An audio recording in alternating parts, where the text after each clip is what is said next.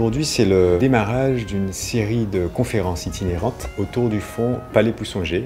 C'est la conférence inaugurale qui présente cette collection d'interviews constituée de témoignages de musiciens des traditions musicales guadeloupéennes. Cette collection s'est concentrée, c'est vrai, sur les musiques roca. La documentation était assez pauvre. Il n'y avait pas beaucoup de choses écrites sur ces musiques roca. Ça nous a semblé une évidence et un impératif de créer de la documentation. Et donc on fait appel très tôt, dès 2005, à Marilyn Dahomey, qui était déjà très investie dans la recherche sur les musiques roca.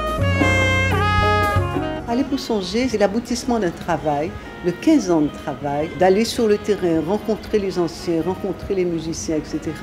et recueillir leurs témoignages, recueillir leur vie, recueillir leur histoire. Et c'est important que nos enfants sachent que voilà, ils ont une culture, ils ont un patrimoine, ils ont des racines.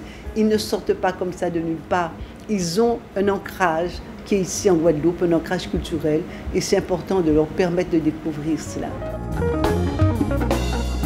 J'ai trouvé que l'intervenante avait une méthode qui peut se rapprocher de la méthode scientifique.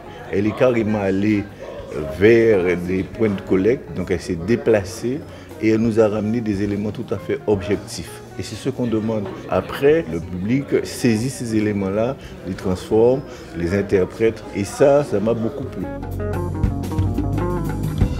Palais Poussonger, c'est un patrimoine de la Guadeloupe où j'invite vraiment tout le monde à venir écouter ces témoignages. On a des musiciens traditionnels qui sont partis déjà.